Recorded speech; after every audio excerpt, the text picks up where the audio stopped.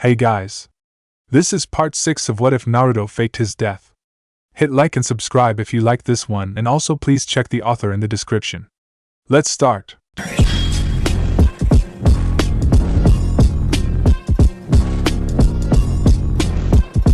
Chapter 22. A New Home? The small riverside village was, for the lack of a better term, run down. The thick surrounding forest was encroaching at several areas, and the small wooden shacks had rotting walls and rusted roofs.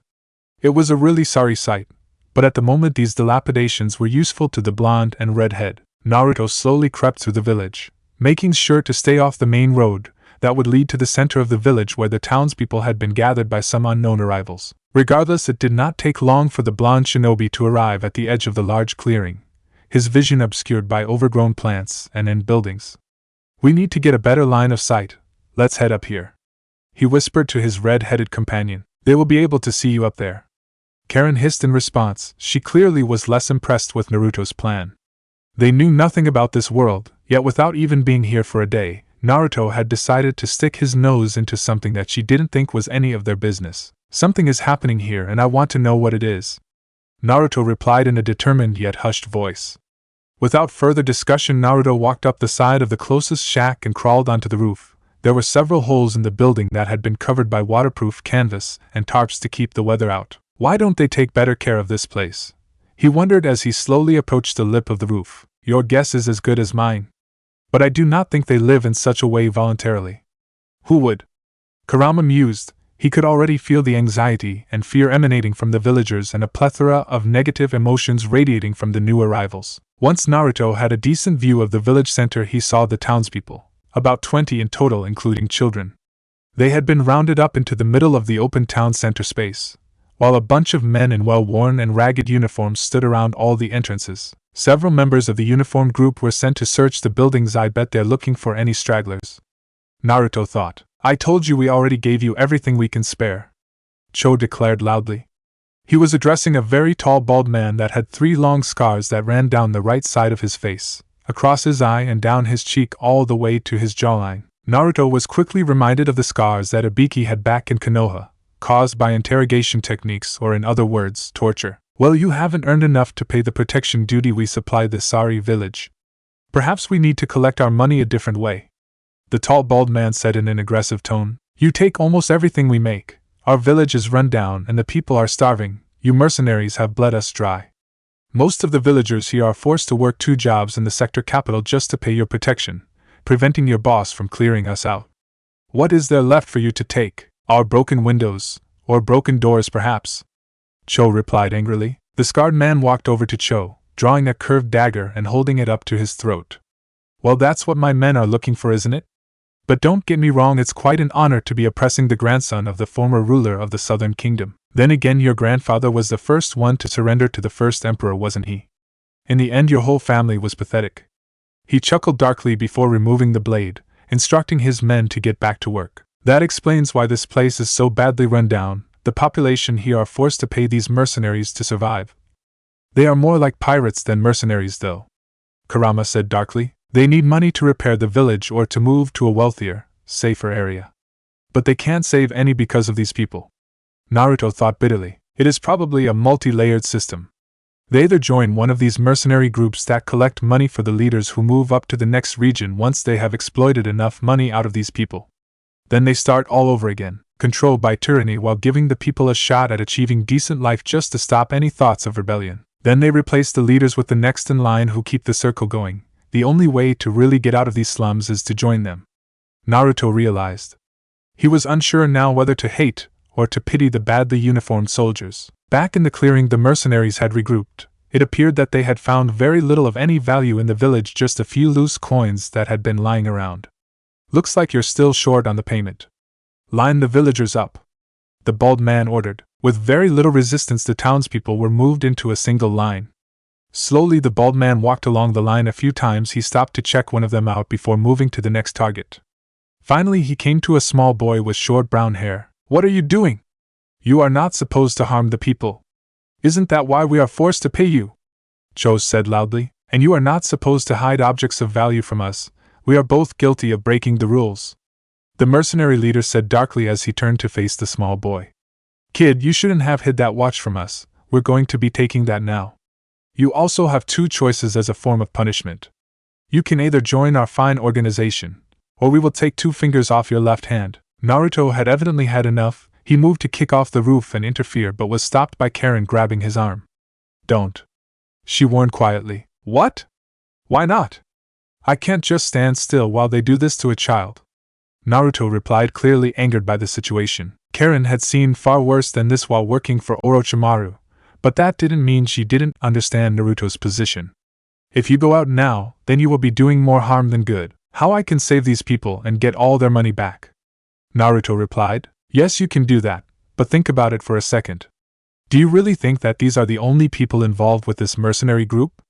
They probably have a much larger organization. If you attack now, then they will think this village was responsible.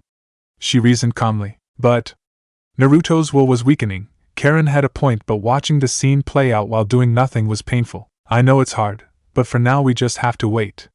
Once they are out of the village and have contacted whoever they need to, then we can do something to help these people, just not now. Karen said almost pleadingly. Naruto sighed, his shoulders slumped in defeat.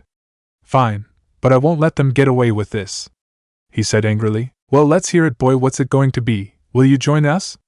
The scarred man asked. I'll count to 3. 1. He pulled out a short blade that opened up to look suspiciously like a set of scissors. 2. He grabbed the boy's arm and held his hand out, between the open blade.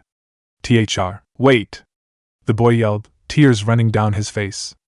I will do what you want, please don't hurt me, he begged. The bald man smirked viciously. That's a good boy. A new soldier will satisfy our boss. Make sure you have all the money the next time we come here, he said, directing his anger at Cho.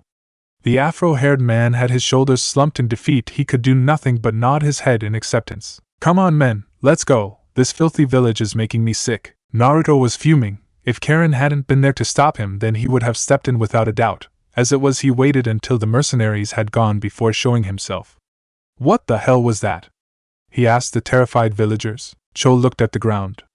I am sorry you had to see that, but I am glad that you managed to remain hidden. Cho said sadly. Don't give me that, you just let those people walk all over you. Why not stand up for yourselves? Naruto yelled. You do not know how things work here. Resistance is not tolerated. They were members of the Kodai, the largest mercenary group hired by the Empire to keep order in the outer quadrants of the old southern kingdom. Cho said flatly. But you outnumber them. If they treat everyone this way, then you need to unite, and stop allowing yourselves to get pushed around. You can defeat them, Naruto replied. If there is an uprising, then they will send soldiers from the Empire down here. The last time there was an uprising, one member of the royal family killed 400 people with his bare hands. We can't compete with them, Cho reasoned. So you just give up? Look at this place. It is a mess because you have nothing to live for.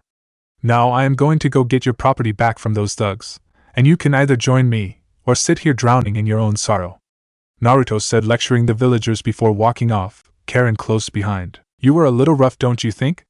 Karen said once they were out of earshot. I just said what had to be said. They are not living a real existence, they are just letting themselves get pushed around, Naruto answered. I know this is a sorry place, but you can't fight everyone's battles for them. No matter how bad things look, somewhere else there are people worse off. If you get involved here, then there is no telling how much they will come to depend on you. Karen replied. Is that really such a bad thing? We could make that rundown village a place to live and be proud of. Instead of making people work endlessly in some failing attempt to move close to the center of this empire, why not improve this sector? Naruto said, still a little bitter from the scene he had just watched. That is if they accept us. There will also be fighting. I don't think these mercenaries will just accept the changes you will make. Karen said. Then what? We just leave these people to their fate. We can make a difference here, help them improve their lives. Naruto questioned. It could also cost these people their lives. I understand your frustration, but our actions here will have major consequences. We are alone now. You don't have an army or even a full squad backing you up anymore, Karen replied. Naruto took a moment to process what Karen was saying. He also recalled the words of the Snow Leopard Elder, that he would make a difficult choice and his answer would affect the lives of millions. Damn it, what is the right answer? What am I supposed to do? Do what you feel is the right thing. Don't second-guess yourself, and you can have no regrets. I believe in you, so keep believing in yourself, Kurama said. Thanks Kurama, that helps a lot. I think I know what I have to do. Naruto thought back. Don't get used to it, you're still an idiot. Kurama replied a little lightheartedly. Yeah, and you're still an overgrown fur ball. Naruto chuckled. I can't just do nothing, Karen-chan. If they will accept me in this village, then I want to stay. I want to turn this place into somewhere that I can call home. If you don't want to stay, then I understand. But I think I have to do this. I just wanted you to be sure about what you wanted to do. I was always going to stay with you, Baka. Karen replied. Naruto smiled and let a small blush cross his cheeks. Thank you, don't mention it. Now we have a bunch of thugs to follow. I will use my sensory ability to find them. Give me a second to find which way they went. Karen said, closing her eyes. As always, she felt drawn to Naruto's chakra, but she pushed past that urge and began scanning. It turned out the mercenaries has not gotten far. They are a short way to the north, heading in the same direction. Alright, let's go. It doesn't look like anyone here wants to help. Naruto was eating his words a second later as Cho appeared with a small pack on his back. Wait, I want to help. You were right about everything, so please let me come with you. The afro-haired village leader said firmly with a bow. Naruto smiled. He had thought the man was stronger-willed than he had let show. Alright, we are going to track the mercenaries that came here back to their camp, and then we're going to get back the stuff they stole. Alright, but why are you doing this for us? Cho asked. Because I don't like seeing people treat others the way those thugs push your village around. Besides, it looked like you needed help, but didn't know who to ask for it. Naruto answered. That's just the way things are for us. Every couple of months one of the squads from that mercenary group comes and collects most of what we make in that time. It is supposed to be taxes, but the amount that actually goes to the Empire would be far less than half. They keep everything that isn't part of the funds for the Empire and live like kings. Cho explained. Isn't there anyone you can talk to about it? It sounds like the higher-ups in the Empire don't know what's going on. That bald man said that you are someone important. Surely they will listen. Karen questioned. No, they know what is going on. They just don't care. I am nobody important. Father was sent here out of the so-called mercy of the first emperor. When the Empire was rising to power, they targeted the southern kingdom first. When my young grandfather eventually surrendered, the emperor was going to kill his family to end all hopes of an uprising. He begged, and in the end he traded his life for information on the other nation's strongholds, and gave up his sister to be his first wife to make it easier for the civilians to accept a new leader. He was sent to my village to live out the rest of his days in exile. The afro-haired man answered. Wait. First wife? How many did this guy have? Karen asked, rather put off by the thought. It's hard to say. But it is believed that he had over 30 children. The math adds up because 10 of them are still alive. I think the royal family number's close to 50 now. Cho mused. How do those numbers add up? I must be worse than I thought at maths. How did the others die? I guess they must be old now though, huh? Naruto asked. Cho chuckled darkly. I forgot, you're not from this world, you came from over those mountains. Of the 30 children of the first emperor, only 15 lived to see their 16th year. Why? Karen asked. Naruto seemed to know. He had heard of a similar practice put in place once before. The children are paired up and live together like brothers before being forced to kill each other, aren't they? Naruto growled darkly. Exactly. They say that is what gives the royal family such amazing power. I do not know of anyone else that has attempted such a horrible thing though. Maybe one of the lesser noble families that the emperor selected to join them have. Some of them can be almost as terrifying as the royal family. Cho said with a shiver. You seem to know quite a lot, Cho. How is it you are so well informed? Karen asked. She had been cataloging every bit of information that the afro-haired man said. Cho nodded quite proudly. Information is power. The more you know, the easier it is to survive. Our village may be poor, weak and run down, but everyone is given a good education, including a lesson on our history. What about learning to defend yourselves? It seems to me that it doesn't matter to the Empire how they get their money as long as they get it. So you don't need to start a revolution just to improve your living conditions. Send the money directly to the Empire and cut out the middleman. Naruto replied. As far as he was concerned, being smart was good and all, but if you couldn't stop yourself from being pushed around and exploited, then those brains were not worth much. It's true, I doubt that the Empire would care. So long as they are receiving their payment from the outer colonies twice a year, then they don't care what happens out here. But we have no weapons or fighters to hold back the mercenaries anyway. Cho sighed. Well, if you will have us, we can do that for you. I don't really want to brag, but if it's numbers you need, then I'm your guy. We can even train some of the villagers if they are interested. Naruto suggested confidently. Cho was taken aback. He had not expected such a confident declaration, nor that the pair of travelers would want to stick around. He had already told them that they should leave, but if they were really as amazing as the blonde claimed to be, then perhaps it would be advantageous to have the couple stick around. Unfortunately, I cannot make that decisions alone. If we are successful in retrieving our village's supplies, then I will discuss it with the village, he said truthfully. All right, sounds good, Naruto said with a smile before turning to his red-headed companion. Karen-chan, how far away are they? Naruto asked. Not far. Even traveling at this speed, we should catch up with them by nightfall, Karen answered while scanning for chakra signatures ahead. How can you be so sure? Cho asked, a little amazed. Karen-chan is an amazing sensor. She can find anyone, Naruto declared enthusiastically. Karen blushed from the compliment. Thank you? But you could find them just as easily with your sage mode, she mumbled from the mild embarrassment. Cho watched the interaction between the two and smiled. Young love, even in the darkest places of this world, love still finds a way to wriggle into the sunlight. He shied. What? They both chorused. I mean we're not.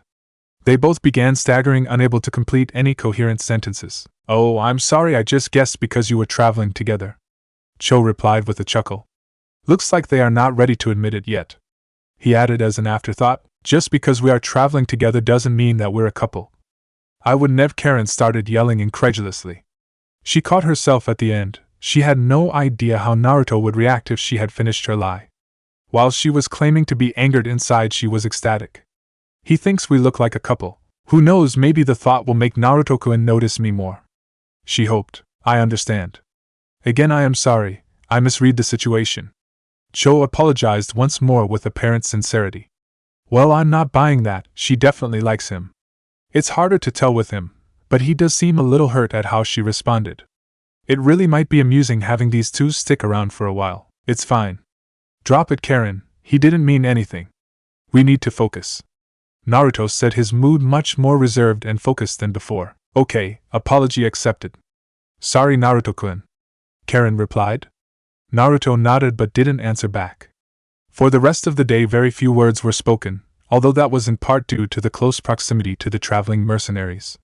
As night began to fall, they passed just wide of a much larger village. In comparison to the small riverside village Cho came from, this village was a thriving metropolis. Large stone houses were spread out over a large area, about half the size of Konoha. The forest had thinned considerably, and now there were large open fields that spread around the stone village. A thin winding river ran through the center and off far into the distance.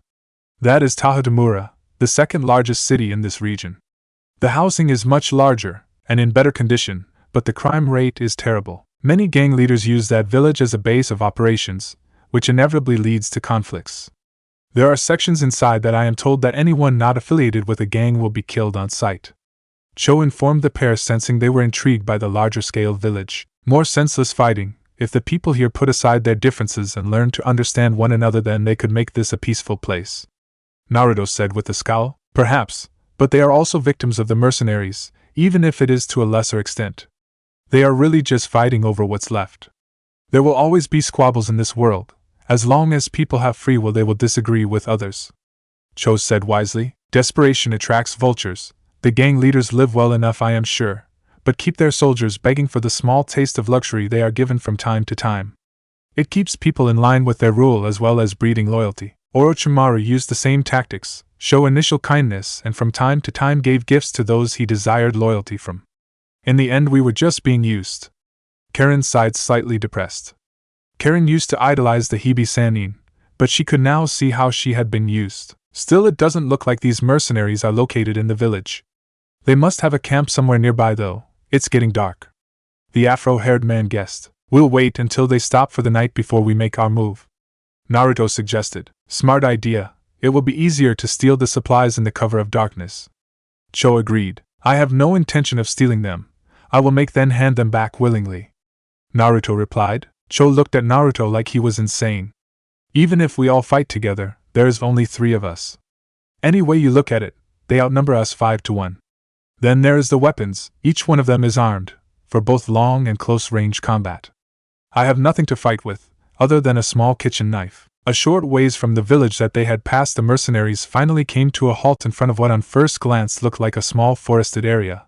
It wasn't until closer inspection that you could see that there were large wooden walls that were surrounded quite convincingly by a thin layer of trees. Only the keenly trained eyes of Naruto and Karen could make out the well-fortified entrance as it opened to allow the traveler's entrance. Looks like they have a fortress to keep people out, Naruto mused while observing the apparent forest from a safe distance. If they have all the power, why do they need the walls? Karen questioned. I don't know. Probably to try and persuade people against doing what you're trying to do, Cho guessed. For once he was in the dark, that said he had no idea where the mercenaries had been hiding out. I think this will be just one of many bases though. Well then why don't we go ask them? Naruto said cheerfully. Apparently without a care in the world, the blonde began walking straight for the entrance. Cho was in shock and quickly raced forward, grabbing Naruto's arm. Are you insane? They will kill you on sight. You can't just go knock on the door, he yelled. I wasn't going to knock, I was just going to destroy it. It's easier that way, Naruto said, rubbing the back of his neck in mild embarrassment. He knew it was not the best thought-out plan. While I am sure that would work, maybe you could try something a little less suicidal? Cho said while face-palming. Why not create a diversion then slip in the back? Karen suggested. She was confident that Naruto would be safe regardless of what he chose to do. Still, if it calmed their tag-along down, then she was willing to compromise. Well, I guess it can't hurt. Alright, I know just what to do, he said while forming a familiar hand seal. A moment later a clone appeared. Cho couldn't believe his eyes. He was too shocked at what he was seeing to say anything. His arm limply fell, releasing Naruto from his grip. Naruto needed no more encouragement. He split off from his clone. The clone was heading for the hidden gate, while Naruto ran around behind it to sneak in once his clone had completed its task. Shall we go too? Karen asked the still stunned Cho. When he didn't answer, she lightly nudged his shoulder. Cho, are you okay? She asked, slightly worried. Cho looked like he had seen a ghost. He can use magic like the Imperial Army and the royal family. Who are you people? He asked, clearly frightened. We are just who we said we were, travelers. We came from the other side of the mountains. We just want to help, Karen said calmly, hoping to reassure the scared man. Sounds like whoever became the emperor here was from our side of the mountains. It makes sense. One person that can use chakra no matter how strong would be considerably more powerful than most of these people who haven't even heard of chakra. She realized. You're not spies from the Empire? He asked again, still somewhat skeptical. Of course not. We have no idea about this land. Do you think we have been lying all this time? Karen asked. I know you both seem genuine, but the Empire's magic can be confusing. It makes you see things that aren't there, Cho admitted. Sounds like genjutsu. Don't worry, either I'm not that good at that type of jutsu. Although, I am better at them than Naruto-kun, Karen answered. Cho didn't seem to understand a few foreign words, but seemed to get the gist of what she was saying. So then what are you two good at? Karen rubbed her chin, thinking of the best way to answer that question. Well, I guess I'm more of a support tracker and I know a few medical jutsu. As for Naruto-kun, well, see for yourself. Their attention turned to see Naruto's clone form a Rasengan before blasting right through the gate. The clone entered what appeared to be a highly fortified mini-village. Small buildings rose up in a circular pattern, framing the wall of the fortress. The middle was a large open space that appeared to be for training or fighting. The arrival of the blonde had hardly gone unnoticed. Guards were yelling and even a large bell struck several times to alert any who had not noticed the far from subtle break-in. What the hell is going on here? One of the biggest men Naruto had ever seen yelled. He was walking forward, clad in thick leather armor, and was armed with a giant sword. He was flanked by two men, one of which Naruto's clone recognized as the scarred man that had tormented the village. You got a lot of nerve breaking in here, brat. Do you know what this place is? The giant boomed. I'm here to reclaim the property that has been stolen from villages in this area. Naruto's clone replied calmly. There was an explosion of laughter. Clearly they didn't think much of Naruto's declaration. And what, are you just expecting us to hand you over our property? Still, I like your balls, kid. Why not join us? The giant man said. That was the last thing he said, however. The next thing anyone knew, Naruto had all but disappeared, traveling much too fast for their eyes, and planted his fist into the giant man's stomach. There was a loud yell of disbelief and a call to arms. That was when the real Naruto made himself known. He jumped atop one of the closest buildings and created several more clones. It was short work for the hardened shinobi. His clones sped around the fortress, taking down anyone that resisted. Those that he kept alive, but a few more violent members of the mercenary group left the blonde with no choice but to end their life.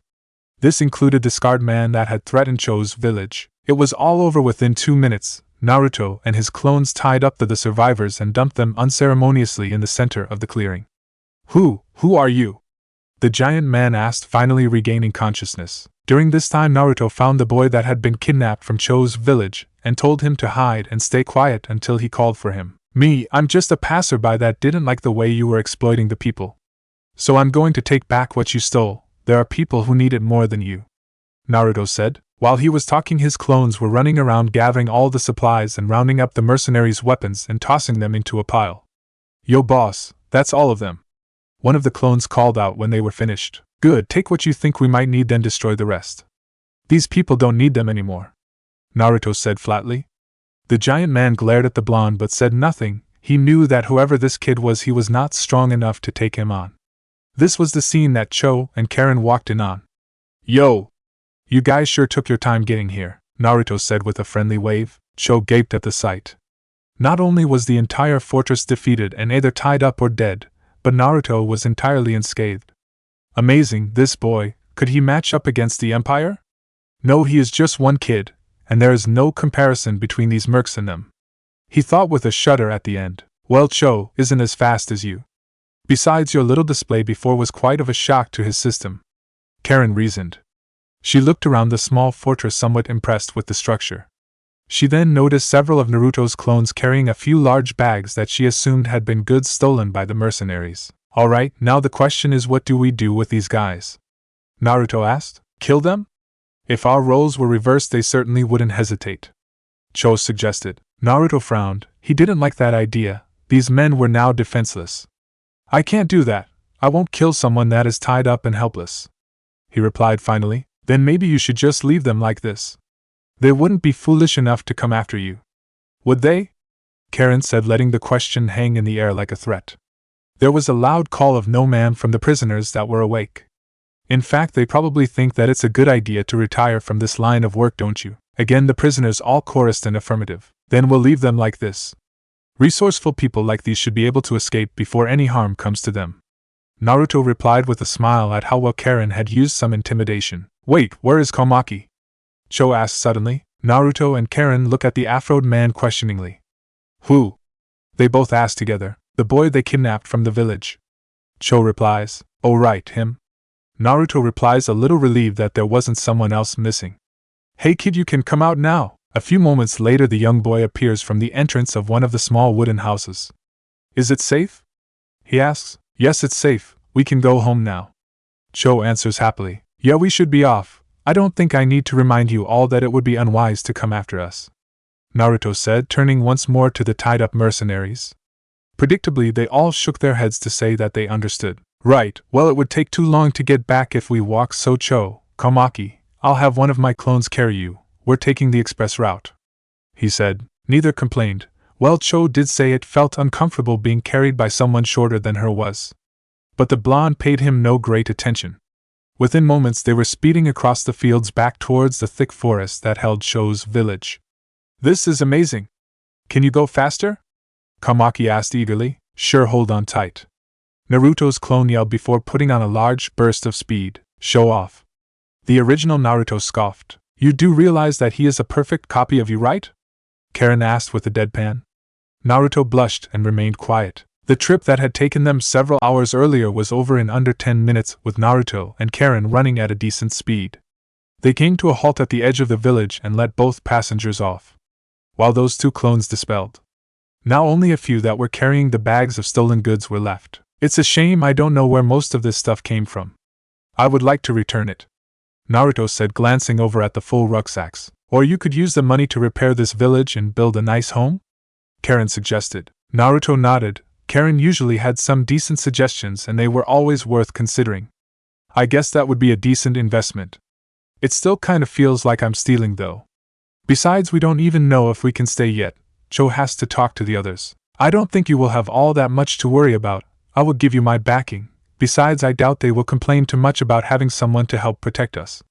But first, I promise you both a place to sleep for tonight. The house I took you to before is mine. It would be my pleasure if you would stay there. I have enough bedding for the three of us. Cho said. Thank you, Karen said with a small bow. Yeah, thanks. I sort of forgot all about finding somewhere to stay for the night. Naruto chuckled. I can't imagine why. Cho replied with a sweat drop. Now go put your things away and come to the village center. I am sure everyone will want to thank you for rescuing Komaki. He added, leading the way to his home. Sounds like a plan.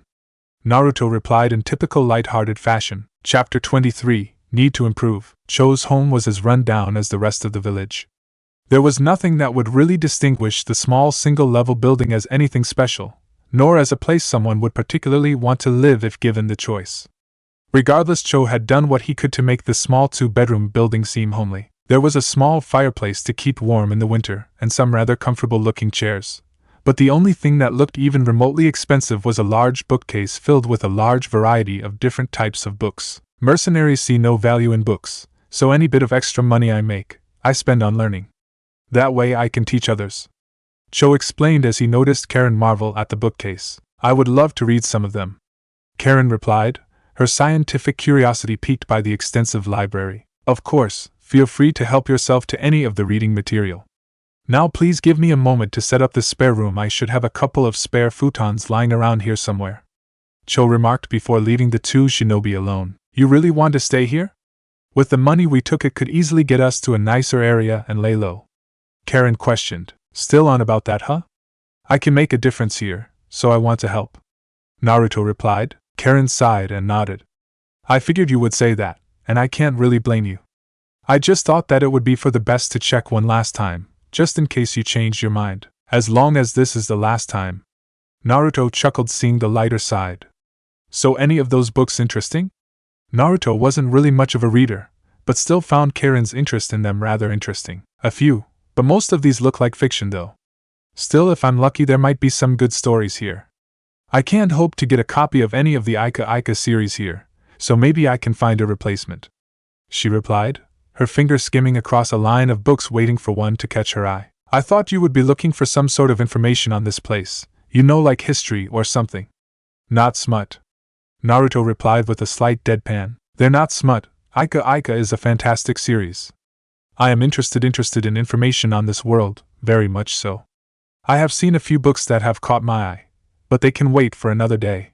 Besides, in the end, history is always written by the winners and contains a good deal amount of propaganda. The winners will tell their version of history while oppressing anything that could cast them in a bad light. Karen explained. What do you mean? Naruto asked. Well, think about it like this. If you have just overthrown a country and installed a new form of government by war, it is easier to bend the truths to your point of view, expose any crimes the past occupation may have committed while keeping their own atrocities quiet.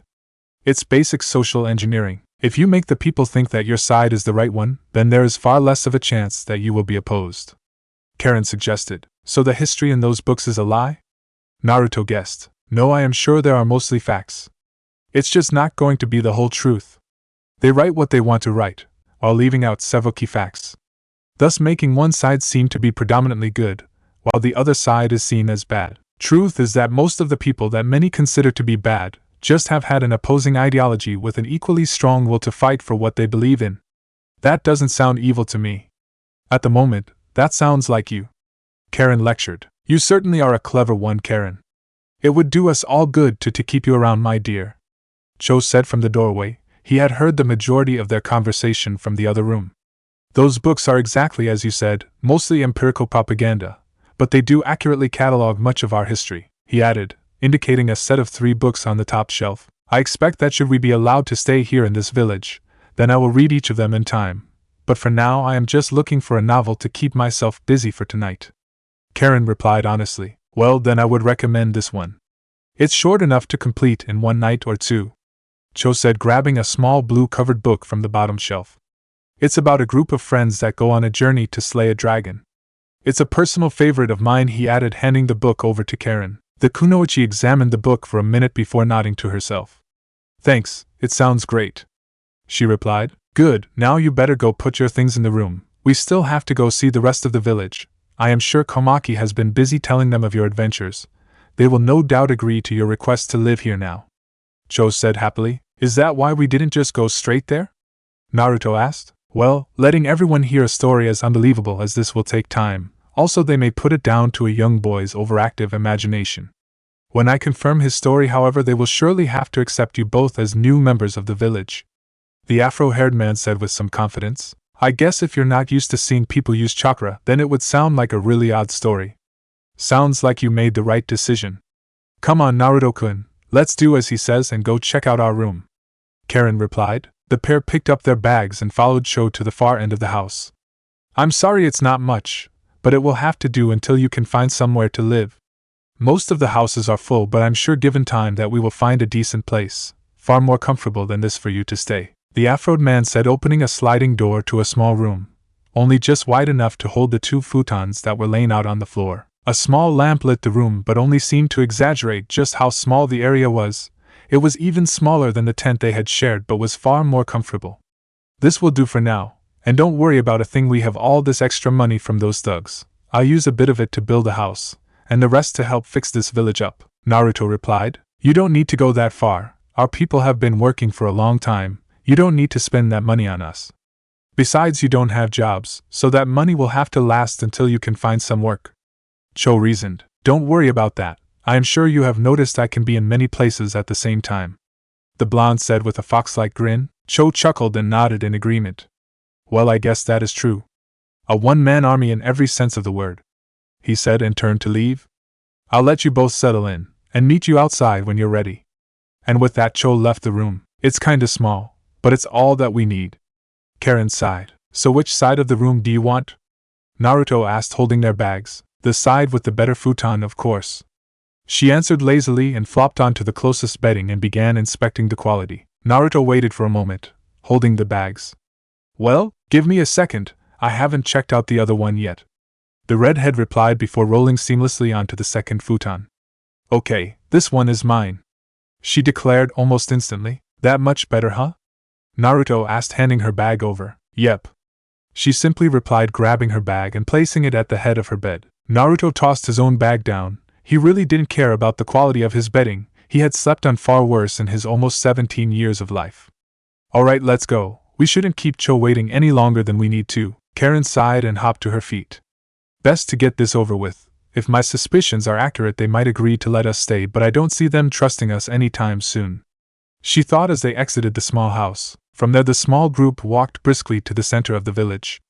A large bonfire was burning, and large groups of people were sat around the sides. Naruto recognized most of them from the incident in the village earlier that day, but there were a few new faces that were not there at the time, mostly younger men and women that must have been out of the village working. Like the rest of the villagers, their clothes were plain and well worn, but everyone seemed in high spirits. "Cho, you're back," a young man about 2 years older than Naruto and Karen called, waving the new arrivals over. The older teen had sandy blonde hair that was slightly messy and looked to be in good shape. "Komaki here has been telling us a very interesting story. I would be surprised if even half of it is true," he said, grabbing the young boy and pulling him over to join them. "I didn't lie. Naruto saved me and defeated those Baka mercenaries," Komaki replied defensively. The elder teen chuckled and rubbed the kid's hair. "Alright, kiddo, whatever you say, but I would still like to hear a report from Cho. I think you will find that Komaki's tall tale is actually rather accurate, Mika," Cho said with a serious tone. The newly named Mika almost froze dead. "You're kidding, right? That shouldn't be possible." "It happened, I saw it with my own eyes. This young man Naruto here took on every single member of the raiding party that came to our village and defeated them, with ease I might add," Cho replied. Mika instantly pulled Cho close. "This could be a trap. Where are they from?"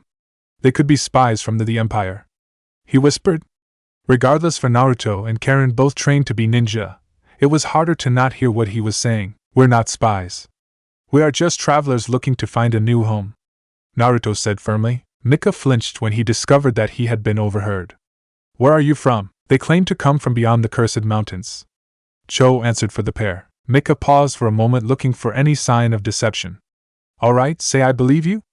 What do you want from us?" "We want to live here, in this village, and make this a nice place to live," Karen said, making herself known for the first time. Mika turned to the new voice and blushed. He had never seen someone with such exotic deep red hair and scarlet eyes before. You want to stay here? Well, maybe we could let someone such as yourself stay here. I could not call myself a man if I allowed someone as beautiful as yourself to fend for herself in such a dangerous part of the country." "She's not alone. Karen is with me," Naruto replied with a slight frown. Mika had seemingly lost all interest in Naruto. Naruto-kun is right, we're a team, Karen said despite the light blush from the compliment. I don't know if we need someone like him, it could cause problems for us. But it may be possible to guarantee your acceptance into the village. Karen-chan, was it? Mika asked, taking her hand in his. What's that supposed to mean? Naruto asked angrily. This is rather interesting, I wonder how she will respond.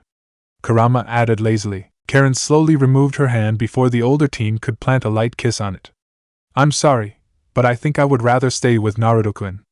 We have been together for quite a while now, it would feel weird to leave him. Mika went rigid at the rejection but attempted to sort himself out quite quickly.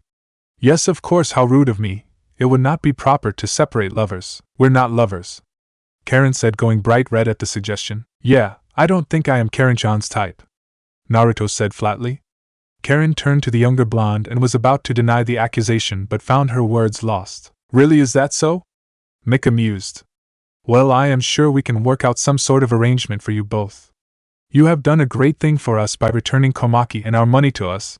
The least we can do is offer you a place to stay, he added, making a show out of how the decision. Thank you, that would be great, Karen said happily. Oh, please do not mention it. It is my pleasure to help the two of you, the older blonde said, his attention only focused on the kunoichi. Didn't seem that way to me.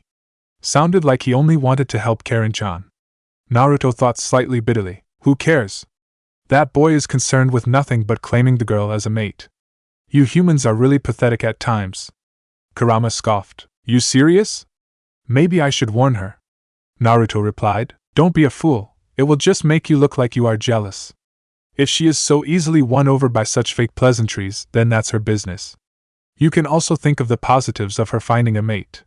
You will not have to share that small bedroom for one. But what if he just wants to use her? Now you are sounding like you really are jealous. She can think for herself. If she chooses that man, then so be it. Besides, it's not like they're foxes who mate for life. Granted, sometimes your species do, your parents for one. But more often than not you have more than one partner in a lifetime. It's always confusing talking to you. That's because you're an idiot, the fox finished. Meanwhile, Naruto and Karen had been introduced to many sections of the village who had each accepted to allow them to stay upon returning their portion of the money stolen from the village. After they had met everyone and been officially accepted to live there, they sat down around the large fire and were handed a small bowl of rice with vegetables and a small amount of meat. Sorry, the portion is small. The village hunters are not due back for another day, so we are short on meat at the moment, Cho said, taking a seat next to Naruto while Mika sat to the other side of Karen. You should have told me. I killed a deer yesterday. I still have most of the meat sealed away. I'll let you use it to feed the village tomorrow, Naruto said. Normally we eat in our homes and feed ourselves, but after we pay our taxes we usually have a meal as a community to help keep morale up. It's an extra festive day today because of you, Cho replied. Oh, I guess I am still getting used to things here, Naruto admitted. I am sure it will take a while. But that's not a bad thing. I do hope our days will improve from now on, Cho replied. So do I, Naruto replied, ignoring the continued flirting from the sandy-haired blonde that was occurring at his opposite side. Well, I'm turning in. I have a lot of planned for tomorrow. But it's still so early? Karen questioned. I know, I just want to get up early. Make the most of the daylight. I also haven't done any training in a while. My body felt stiff while I was fighting today. You should stay though, get to know everyone better. It will be good for us both, Naruto answered and slowly began walking back towards Cho's home. Is he upset about something? Karen wondered out loud. Karen knew that couldn't possibly be true. She had never seen Naruto upset in all the months they had been traveling together. She wanted to go talk to him to make sure he was alright, but at the same time she was having fun meeting all the new and unique villagers. Yeah, I'm sure he's fine, she eventually said to herself. It wasn't until the bonfire had receded back to nothing but embers that Karen eventually called it a night. Too late to read any of the book that Cho gave me tonight. Oh well, I can save it for tomorrow. It's not like it's going anywhere. The redhead yawned as she opened the door to find Naruto sleeping peacefully, sprawled out in full attire. He must be hot in those thermal clothes. Come to think of it, he didn't bring anything except winter gear with him, she thought, slowly getting changed into some more comfortable nightwear. Once she was comfortable, she crawled onto her futon, resisting the sudden temptation to curl up beside the blonde. True to his word, Naruto woke early, The sun hadn't yet risen in the sky, and the only sign that dawn was near was the sound of the birds in the trees waking to greet the coming day. Having already been dressed, the blonde silently slipped out of the room, careful not to wake Karen, and soon found himself a short distance from the village in the middle of the forest. "All right, time to get to work," he said with a real sense of enthusiasm. "Do you know where you're going to start?" Kurama questioned. "Well, I want to do some training now that I can." Naruto responded instantly. "Very well, but I would recommend not using my chakra, and restrict the usage of your sage mode." "Why?" the blonde asked out loud. "Because while you are incredibly powerful when using those two upgrades, improving your abilities without needing to rely on either power-up will be far more effective for you. Think of both the natural chakra and my cloak as working as a multiplier of your strength. If you raise your base level strength, then your power will improve exponentially while affected by either mode of chakra." "Well, I guess you're right. I don't want to be forced to rely on you for my strength. I want to be able to stand up against anyone without needing to use the fox cloak." Naruto proceeded to then create a small army of clones. "Alright guys, groups of 3. One group work on my futon manipulation, another can focus on taijutsu kata, the last group will come at me for a spar." The 3 groups broke off, each heading to find a secluded area for them to train. The real Naruto was soon wishing he had made his particular group smaller. When he was more of a brawler, fighting large numbers of himself had not really been that much of a problem, but having received a proper taijutsu style from the toads made his clones that much more difficult to land a hit. With that said, having to almost constantly avoid the constant barrage of the clones was removing his rustiness. Slowly Naruto started getting on top, eating away at their numbers by striking on the counter-attack, hiding and attacking from the shadows when he can. He quietly bemoaned the lack of long-distance jutsu he had at his disposal. He only had the Raisin Shuriken, and that was no good in this situation for many reasons, the most prominent of which being that he needed to be in Sage mode of Bijou mode to use it properly.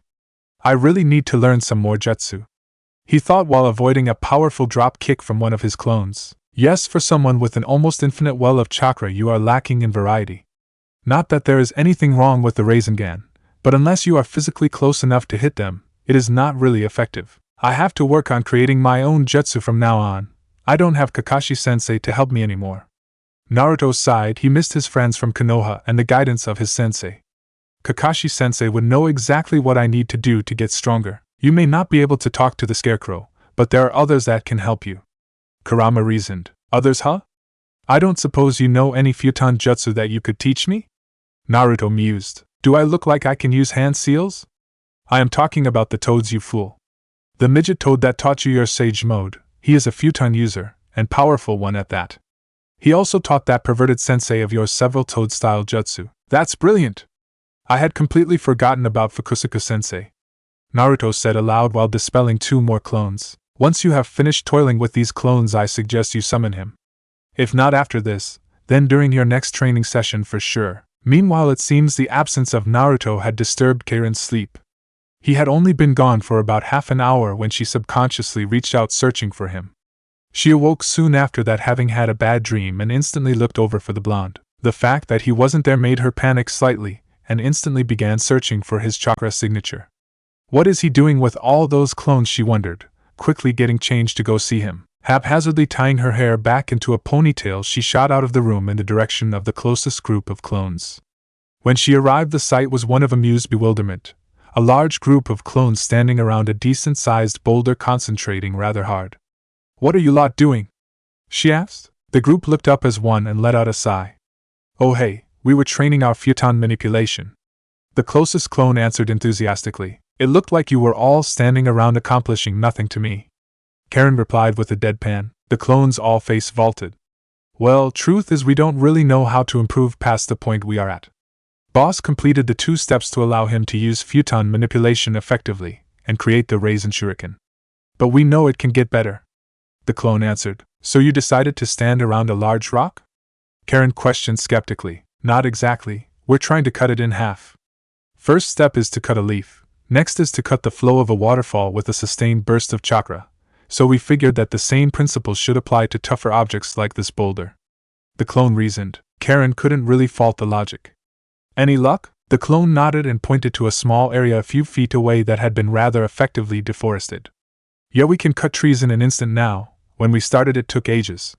But we haven't been able to get through boulders with nothing but chakra. That's our next goal." Karen had to admit that it was impressive to be able to cut down a tree with nothing but his own chakra. But she did wonder as to the purpose of the exercise. He could already use photon manipulation quite effectively. It seemed to be a waste of time to go any further, as far as she was concerned. Well, I should probably get back to work. Where is the real you? She asked. The boss is about half a mile north. He's just finishing off his spar.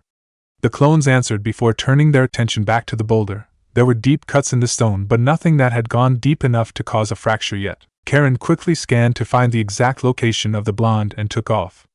Thanks, she yelled back as she ran away. Naruto meanwhile was down to his final 2 clones. He would have liked to have said that he had come out of the spar unscathed and as the winner. Unfortunately that was not the case. He felt like he had been though hell. If it wasn't for Kurama and his rapid healing he would have been heavily bruised and cut. The fatigue that occurred when a clone dispelled didn't help either. Each time one of his clones would dispel from their training he would gain the exhaustion. At this point he felt another wave of information as one of his clones working on photon manipulation expelled itself. Looks like we better end this. Karen is heading this way, he said, earning agreeing nods from the clones. The 2 copies shot forward, one clearly going for a strike while the other seemed more concerned with protecting the other from any counter Naruto may attempt. Having extensive knowledge of his own taijutsu style though, he could tell when they were throwing a feint his way. He waited until they were close enough before squatting down, using a small burst of photon to kick up a large cloud of dust and jumping high into the air. He spun in midair so that he landed upside down on a high tree branch. While his clones began searching for him in the dust, the real Naruto waited, and on cue one of the 2 clones appeared jumping out of the smoke to get a better view. Naruto acted instantly, kicking off the tree using his body's speed as a projectile, crashing fist first into the clone. His momentum did not lend itself to a graceful landing, however. He had to use his arms to stop one hell of a face plant, and rolled into a nearby tree. Grunting in discomfort, the blonde didn't have any time to recover, the remaining clone having identified the target. Naruto was just pulling himself to his feet when he found himself on the ground once more, being propelled by a strong kick. Once more Naruto found himself being stopped by a tree. He also knew that the clone wouldn't stop the barrage with one decent hit. Acting on instinct alone, Naruto rolled back onto his arms, using them to support his body while spinning into a kick that caught the clone in the chest as it had come in to deliver another powerful strike. Naruto let out a sigh and fell onto his back, breathing heavily. That was insane. Since when did they get so good? They are you, so your fighting style and abilities transfer to your clones. Because you no longer try to simply swarm your opponent with superior numbers, it has become far harder to defeat even small numbers of them. Well, I won't be doing that again. I'm exhausted. I know I can still improve. I want to get stronger. No, I need to get stronger. I want to be strong enough so that I can protect Karen-chan and this village from anything that might threaten them. The blonde sighed while struggling to find the willpower to sit up. This was the scene Karen walked in on. Naruto was in a sorry state, battered and broken in the middle of the forest floor. Naruto-kun! She called out in worry, quickly running to his side and picking his back up so his head rested in her lap, while she examined him for any major injuries. Oh hey Karen-chan, what's up?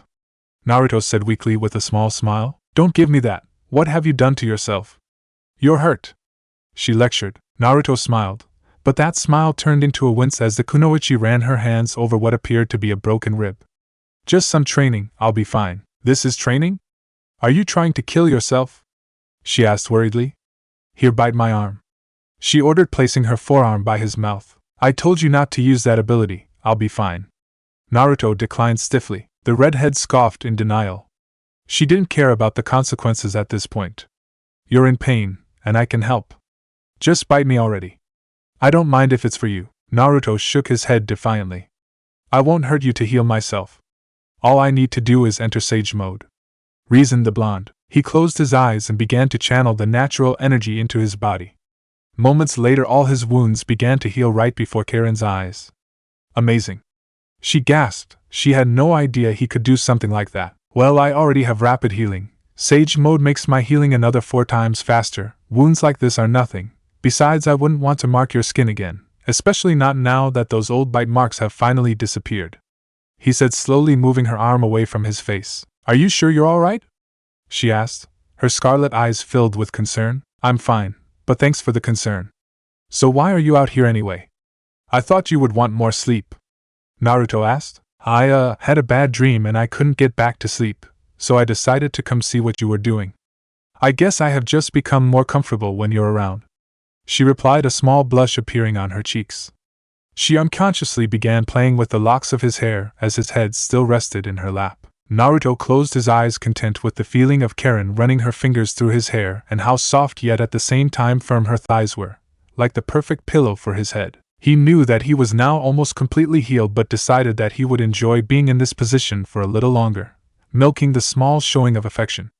If she knew his was healed, she would probably kill me, he thought, closing his eyes while he felt the last of his aches fade. Somehow I don't think she would.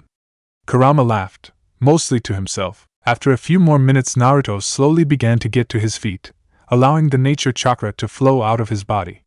Karen reluctantly let him go. "Right, the day is still young, and there's lots for us to do," Naruto said, re-energized completely. "Like what?" Karen asked. "Well, for a start we need to build a home," Naruto declared. Karen looked somewhat shocked. "Do you know how to build a house?" she asked. "Yeah. When Konoha was destroyed by Nagato, we all had to learn to help the rebuilding. A friend Tazuna, from the Land of Waves, taught me heaps about building. We will need to go to another town and buy some of the materials we need later, but with the help of my clones we can have the shell of a house up in no time. I could even make you your own if you don't want to share," Naruto replied. "No," she replied rather quickly. Don't you even want to consider it?" Naruto asked. She paused, trying to think up a viable reason for her objection. "I meant to say that for now one house is enough for the both of us. If I want, we can make another one later," she replied eventually, still silently scolding herself for being so opposed from being separated, even if by a short distance, from the blonde for any extended length or time. "Alright, well then let's get back to the village and start work," Naruto declared enthusiastically, a warm smile spreading across his face. Karen couldn't help but smile back and quickly got to her feet. "Come on, I'll race you back to the village," he said before taking off, not waiting for Karen's response. "Hey, wait, that's cheating," Karen called out, unmoving. She paused for a moment, half expecting Naruto to return, but when he didn't, she began racing after him. "Damn it, wait up!" Chapter 24, Toad Training. Naruto came to a stop in the center of the village, just to the side of the large fire pit where they had the bonfire the night before. A minute later, a rather disheveled Karen landed beside him. "That was unfair," she huffed. "No such thing as unfair for Ninja Karen-chan," Naruto replied in a carefree, sing-song voice. "I'll remember this," she pouted, crossing her arms. "So where do we start? Most of the village is still asleep." "Well, I guess we should start by clearing out enough room and leveling out the floor. My clones cut enough wood already to make the frame for a large house. It won't be anything special, but it will be a home. That's all that really matters to me," Naruto said, casually looking around the small village looking for a suitable location to start building. "If that's the case, maybe we wait until Cho wakes up. He will know the best place to start building. In the meantime, why don't we clean up? You must be at least a little tired from your training, right?" Karen asked. "Well, I guess I am still a little sore. Nothing that is that big of an issue though. In a few minutes I will be back to full strength like nothing ever happened," Naruto mused. He had to admit Karen had a point. It would be better to ask where to build rather than just automatically get to work. "Why don't we go walk around the village and mark path where we can build a wall?" "A wall? That really necessary?" Karen asked. "Well, it can't hurt, can it? I mean, it will help prevent unwanted people like those thug mercenaries getting into the village and trying to steal from everyone again," Naruto said. "I guess you have a point, but if we're here then it shouldn't really matter, should it?" she questioned. "No, I don't think it would. But at the same time that would mean we would always have to stay in the village, or leave it unprotected. At least with a wall and gate, Cho and the others can keep them out," Naruto reasoned. Karen nodded in agreement. "That would be tough. Alright, but make sure you make the area wide enough so the village can expand later." The pair casually walked down to the edge of the large river that they had followed when they found their new village. "So how far out do you think we need to go?" Naruto asked. He was standing on the run-down old fishing pier, looking in each direction up and down the river. "Enough to start up some crops for farming and room to expand the village later if more people are allowed to join the village later. With that said, if you make it too big then it will be hard to maintain the wall," Karen mused. "Akami, this is confusing, so many things to think about. Let's just do a rough guess for now. It's not like I will start building it right now anyway," Naruto complained. He was never one for waiting long when things needed to be done. "I guess it can't hurt to mark out a possible path. We can always change it later," the red-headed Uzumaki agreed. They both took off on a slow walk looking for a suitably flat area where they could erect a wall. It proved to be rather problematic as the forest was so thick that wherever they decided to build they would have to clear a large area first. Still, their small excursion still had the desired effect. When they finally made it back to the village, many of the people who had still been sleeping were now up moving around the village. "Let's go see if Cho is up as well," Naruto said enthusiastically. Several members of the village waved and greeted the two shinobi as they walked towards Cho's small house. The return of their stolen possessions had really lifted the mood in the village. When they arrived back at the small two-bedroom home, the afro-haired village leader was already outside, sitting in his small garden with a book. "Oh, you're back. I was wondering where you both went off to," he called out in greeting. "We went to look for a suitable place to build a wall around the village to keep unwanted guests out," Naruto said honestly. "Really, that's a good idea. It has been proposed a few times before. The only problem is the money it costs to build and the fact that most of the village needs to go work in the district capital to make enough money to pay the mercenaries when they come around. With that said, from what I have seen of the two of you, I wouldn't bet against you pulling this off," Cho replied. "We can do it, but we will need to clear the trees from around the village for materials," Karen informed Cho. "I don't see that being a problem. I think everyone will welcome a clean-up." "Do you need anything else?" Cho questioned. "Well, now that you mention it, we were hoping you could point out a decent place where I could begin building a house," Naruto answered. Cho readily accepted to help, and it wasn't long before they had chosen a location. With nothing else stopping him, Naruto produced a small army of clones that began making small work out of clearing the forest from the selected area. The spectacle soon drew a crowd. Almost all of the village that did not have to leave the village for work was soon watching in wonder as Naruto and his clones buzzed about. Karen felt a little left out. She didn't have Naruto's know-how for building or the stamina that he possessed to use countless numbers of clones.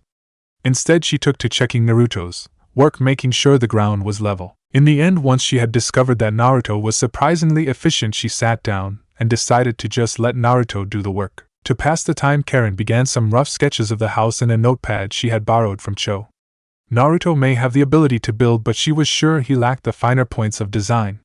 Also, if this was supposed to be a home for them, then she wanted it to be a good one. Her first attempt was ambitious to say the least. She realized this, but only after she had drawn an area for a fourth bedroom. By mid-morning, Naruto had effectively cleared and leveled a large area.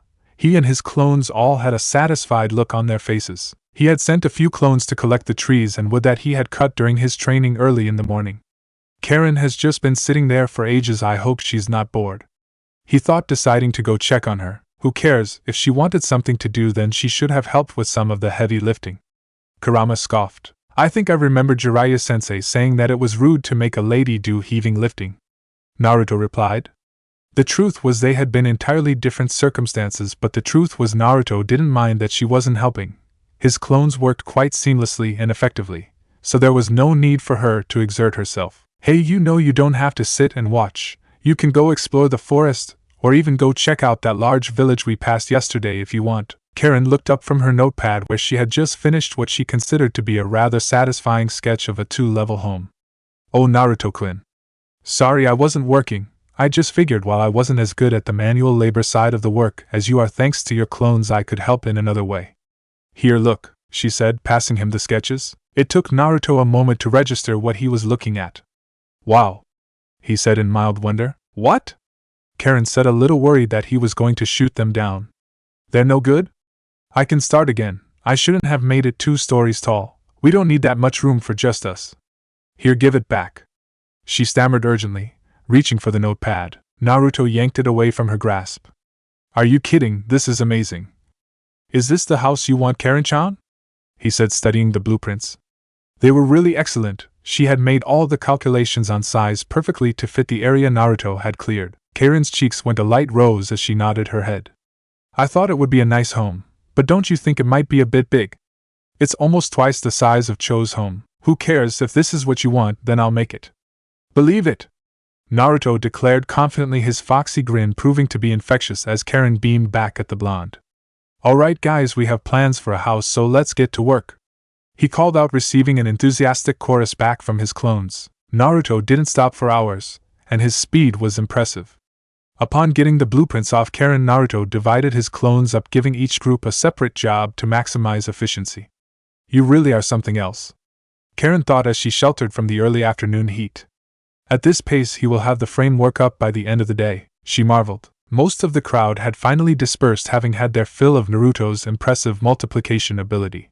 By the late afternoon, Karen's prediction proved to be accurate. Naruto stood with a satisfied smile as he stood looking at the completed framework of the two-storied building. His jacket was zipped open at the front because of the heat. "So what do you think?" he asked, turning to Karen. "It's hard to tell with just the frame, but I think it will be perfect," she admitted. "Thanks, I did everything to your blueprints. Tomorrow we will need to go somewhere to buy what we need to finish it. I would go today, but it is getting a little late. Besides, there is something else I want to do with the rest of the sunlight today," Naruto said. "What is it? Do you want some help?"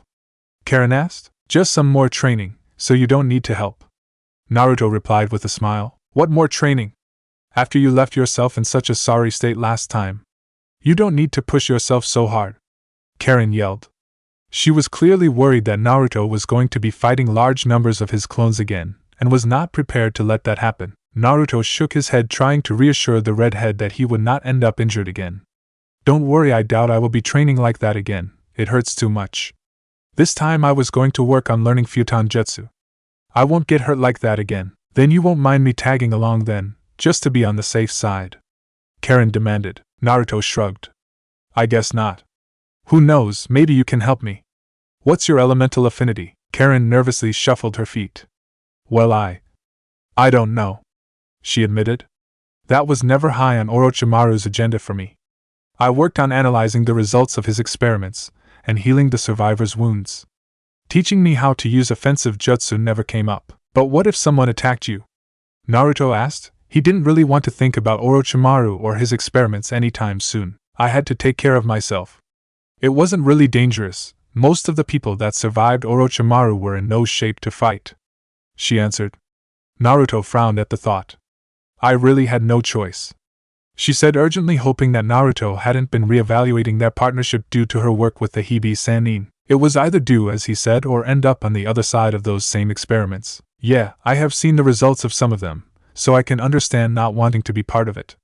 Let's go. If you want to come, I guess I will introduce you to Fukusuka-sensei," Naruto replied in understanding. Without further discussion, Naruto began to head towards the training grounds he had used that morning. Karen, of course, was not far behind, but when they arrived, Naruto stopped to sit cross-legged in the center of the small clearing his clones had made. What are you doing?" she asked after almost a minute. Naruto's eyes remained closed, but he answered her.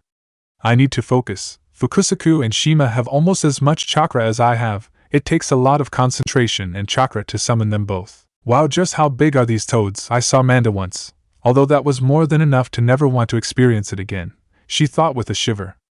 Imagine her surprise when Naruto finally moved and ran through his hand seals and summoned two elderly-looking toads not even large enough to come up to Naruto's knees. "Why, Naruto-chan, where have you summoned us this time?"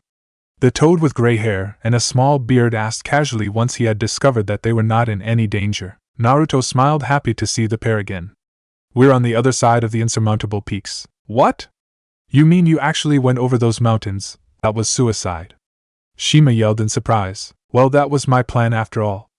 I thought Gamakichi would have told you, when I summoned him while staying on the mountains, with the snow leopards." Naruto mused. "Kichi-chan didn't tell us a thing. Still, it is good to see you're alright, my boy," Fukusuka said happily. "Forget about the, why are we here? I was in the middle of getting everything ready to make our dinner." "You don't look like you're in any danger," Shima questioned. Naruto paused for a moment. Naruto knew about her temper and her proficiency with her trusty rolling pin. "Well, the truth is I need some training and I had nobody else I could ask," he admitted hesitantly. Predictably, Shima jumped up and whacked the blonde with her rolling pin. "What about the other toads? You didn't need to summon us," she yelled, causing both Naruto and Karen to flinch in a doomed attempt to escape the small toad's wrath. "I needed Fukusuka-sensei. He's the only toad that uses Futon Jutsu, my element. He also taught Ero-sen his toad-style jutsu. I want to learn them," Naruto replied pleadingly. Shima's rage was halted by the blonde's declaration. I guess we didn't fully complete your training when you left to fight pain, and there was no time afterwards, with the war and all." Fukusuka mused while his partner was stuck in two minds over how she should reply. "It took Jiraiya-chan over 6 months to learn the toad-style ninjutsu. It will also be much harder outside of Myobokuzen. I will do it in a week, Naruto declared confidently. Fukusaku chuckled at the blonde's determination and confidence. I don't doubt that Cha will, ma boy. Alright, I will train you again. He agreed with a hint of pride. Alright. Thank you, Fukusaku-sensei. Naruto replied happily. No need to thank me, Naruto-chan. The question is, where should we start? Fukusaku replied. Wait a minute, you only answered the question as to why you summoned Pa. Why am I here? Shima asked. This time Naruto audibly gulped. He never considered just summoning Fukusaku, as the two elderly toads were always together. Naruto quickly began looking around, desperate to find even a poor excuse. His answer came in the form of his red-headed companion. I was hoping you would test Karen-chan. She also doesn't know her elemental affinity, and I have no chakra paper. I thought you might be able to help me out. Karen was about to protest as the two small toads turned their attention towards her for the first time. Interesting company you're keeping, Naruto-chan. Fukusaku mused. This girl, do you know who she is? Shima asked wearily. I know, she was a member of the Akatsuki, but that has never been an issue for me in the past. Naruto sighed. He had heard this too many times before from Kurama to care. No, I don't suppose those things do matter to you, do they? So you want me to test the girl then? Shima replied, already assessing the kunoichi. Karen was a little caught aback. She was not expecting to be dragged into the training session. But if she was being honest, then the truth was that she needed it. No, it's alright, you really don't need to go out of your way for me, she replied. Well, I have been summoned here anyway. I may as well do something useful for Naruto-chan. But we should move out of the way. The training that they will be doing can be dangerous, Shima replied. Karen sighed, knowing that she was not going to be able to get out of it now. Well, how strong can one little toad be anyway? She thought while slowly nodding. Okay, I think there was a good spot just to the south. I guess I'll see you later, Naruto-kun. Naruto waved back while remaining focused on Fukusaku, who was already showing the blonde a series of hand seals. Shima narrowed her eyes analytically, studying the kunoichi. He will be fine, but it may become dangerous for us to stay here. Futon is not an easy element to control. Karen flushed and waved her hands defensively. Huh! I wasn't worried about him. If that's the case, then there is no reason to stick around here. Come on, girl, we have work to do, Shima replied while hopping away from Naruto and Fukusaku. Karen spared Naruto one last glance before following after the small toad. They traveled a short distance until they came to a small clearing that Karen recognized as the place she had found the barely conscious Naruto that morning. Yes, this place will do fine. Now tell me before we get started, why is a member of the Akatsuki with Naruto-chan? Please be aware that your answer will determine your fate, Shima said somewhat ominously. I needed Naruto-kun's help. I thought if I could get him to forgive me, then I would be spared by the Shinobi Alliance. When that didn't work, I asked if I could come with him. I promise you that I mean Naruto-kun no harm. I would never hurt him, Karen replied urgently, knowing that Shima may have some knowledge of what has been happening on the other side of the mountains. I believe you. The two of you have been traveling together for some time now. I was just curious as to why you would run off in search of Naruto-chan in the first place. Shima mused. I wanted to prove I had changed by helping him defeat Sasuke, but I was a little late for that, Karen admitted. Shima nodded in understanding. So you hope to redeem yourself by helping Naruto-chan. Now all of that is sorted, we should get started. I shall be testing your ability in the three main ninja arts. First off, taijutsu. I mean no disrespect, but aren't you a little small to test taijutsu? Karen asked, settling into her stance regardless. It was never a good idea to question the abilities of the Toad Matriarch. Shima kicked off with both legs like a bullet, spinning in mid-air so fast Karen couldn't keep up. Only because of the instincts needed to stay alive was she able to block the blow the small toad landed with her feet. Regardless, Karen was still sent tumbling backwards. Any more stupid questions? I taught Jiraiya-chan, don't you forget that. Karen nodded earnestly, making a mental note not to annoy the curly-haired toad ever again. Karen got to her feet and quickly realized that it was not going to end well for her if she stayed on the defensive. She needed to attack. Unfortunately for Karen, she didn't fare much better in attack. Shima's small size along with her immense strength and agility made it almost impossible to lay a hand on the small toad. Every small opening that Karen thought she saw was immediately shut the second she moved to exploit it, each time being struck in response. Foolish girl, you see the openings I allow you to see and move exactly how I want you to. You certainly need a lot of work on taijutsu. Now go again. I will slow down so I can get an accurate gauge on your abilities. Meanwhile, I don't get why I can't just use clones. Naruto whined only to be hit with Fukusuka's walking stick. If you practice something wrong so many times it becomes that much harder to fix the problem. Now until you successfully perform alone you can't use your clones to speed up the process. Fukusuka reprimanded. Naruto grumbled but went back to work, slowly running through the hand seals necessary to perform the futon jutsu Fukusuka had given him to learn. It was slow going. Naruto was not known for memorizing things easily. All the same, it was no different than the first time Jiraiya had given him the summoning contract. He had to learn all the hand seals that accompanied the summoning jutsu. So tell me, Naruto-chan, why did you let that girl come with you? Fukusuka asked after a while. I wanted to help her. I couldn't save Sasuke, but I could save Karen-chan. She spent most of her life with Orochimaru, so she did what she did out of necessity. So many people died during the war, I just wanted it to be over. If I left her behind then I was as good as sentencing Karen-chan to death myself. Naruto explained. Sometimes you are too forgiving for your own good, Naruto-chan. You wanted to save that Uchiha boy no matter the cost. Not everyone can be saved. Fukusuka replied. I know, but it doesn't mean I can't try. Naruto reasoned. Fukusuka nodded and took a seat beside the blonde who was still performing seal after seal, slowly getting faster. That's true, but sometimes in showing forgiveness you end up hurting more people than if you had accepted that their death. I am not saying that is the case with the girl though. The Toad Elder said solemnly. Enough of this depressing talk. I take it you are staying around here somewhere? Yeah, a small village not too far south of here has taken us in. I started building a house today. Naruto replied happily. A new home then? Perhaps we should find you a new symbol to wear other than the leaf of Konoha. Fukusuka mused. No, I will always be a Konoha shinobi, until the day that I die. I don't want to throw that away. Naruto said with a smile as he thought fondly on his old home. It was at that moment that Naruto made a mistake in the hand seals and ended up with a hit from Fukusuka's walking stick for his troubles. Don't lose concentration, this is just like our meditation training. The small toad warned. I was allowed to use clones for the meditation. Naruto complained only to receive another timely smack from the small toad. Don't whine, you're almost ready to perform the first jutsu. Fukusuka said firmly. Meanwhile, Karen panted heavily, quickly scanning her body to make sure all her extremities were still there. If she thought Shima was tough with her taijutsu test, she had been proven wrong with the ninjutsu test. The small toad had what appeared to be a never-ending arsenal of devastating jutsu that Karen had no counter for. She hadn't been taught how to defend herself properly by Orochimaru, as it didn't serve his purposes for her. You are severely lacking in taijutsu and ninjutsu, not much better than the average genin. Shima sighed a little disappointedly. For the most wanted person in the elemental nations, you seem to lack a lot of the skill you would need to survive if ever confronted. Karen sighed and nodded in agreement. I only followed SAS the Uchiha because I thought I loved him. I was such a fool. I saw what he became and didn't care. Then he betrayed me. He was willing to kill me for nothing. She fumed. Her anger was building. I wish I could see him one last time just to let him know that I hate him. I'm glad he's dead.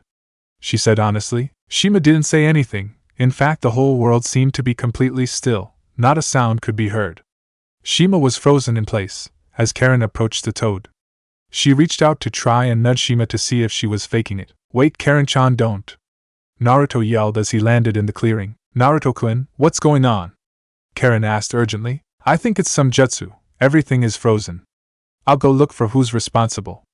Naruto replied. Karen sighed and felt her tension leave her in Naruto's presence. The next moment made her breath leave her. Naruto's eyes widened and he collapsed with several kunai in his back. No! She mouthed soundlessly. For a moment she scanned the area, then remembered something. Genjutsu. She placed her hands together quickly. Naruto's body disappeared and so did Shima, who was now sitting in the branch of a nearby tree. Interesting. Shima mused, once confident that the genjutsu had been dispelled. What was interesting about that? Why would you do that? Karen replied, a little distraught. I didn't choose what you saw, you did. You saw the person that you care about most die. I did not expect it to be Naruto-chan. Shima replied. Who else would it be? Naruto-kun is all I have, I love him. Karen replied before she could stop herself. Shima's eyes widened. She had guessed that the redhead cared for Naruto, but she wasn't expecting a confession. Well, this is unexpected. Does he know? Shima asked. Karen, who had sported a heated blush, could only shake her head in response. Why not tell him? How can I? After all I have done, I don't deserve his love. Karen replied, close to breaking down in tears. Nonsense! Don't be so foolish, girl. Naruto-chan will not care about your past. Shima replied. But what if he rejects me? I have nowhere else to go. He's all I have. Karen said a little desperately. Even if he can't return your feelings, then he won't send you away.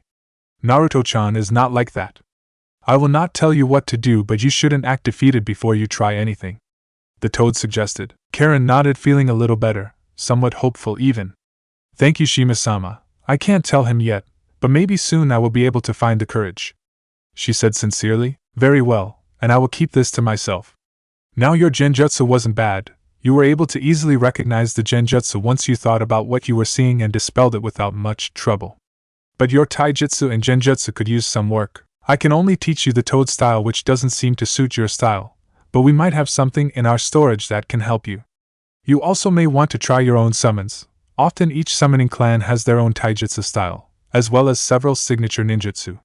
Shima replied. How do you know I have signed a contract?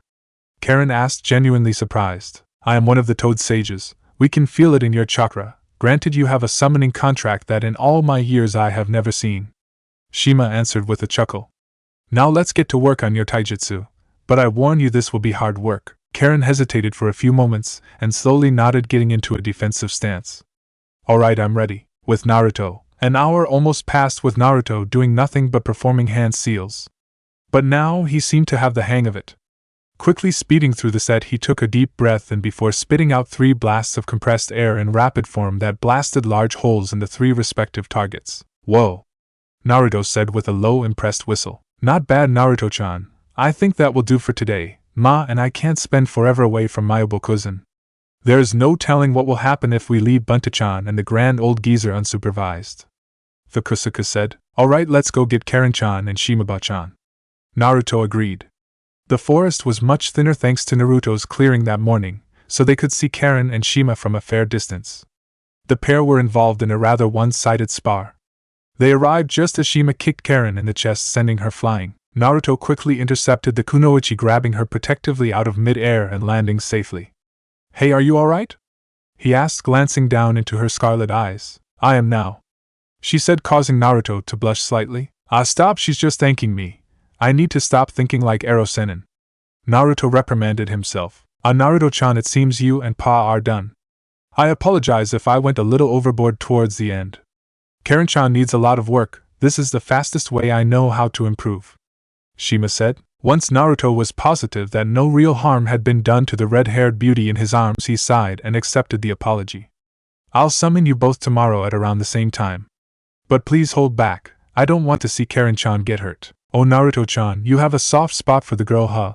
I remember how protective Jiraiya-chan was of Tsunade-chan. Fukusuka mused. Shima whacked him once. What was that for? You're embarrassing them, you old fool. Shima replied. True, both had rather prominent blushes that had actually gotten worse when Shima pointed it out. The two started bickering that quickly turned into a really loud croaking match until they both disappeared in a puff of smoke. It wasn't until then that Naruto realized he was still protectively holding Karen. He quickly set her down and created some distance. Sorry, he said, slightly embarrassed. Karen looked down with a hint of a blush still on her cheeks. It's alright, you did it to help me after all. Why don't we just head back to the village? It will be getting dark soon and I would like to clean myself up before dinner.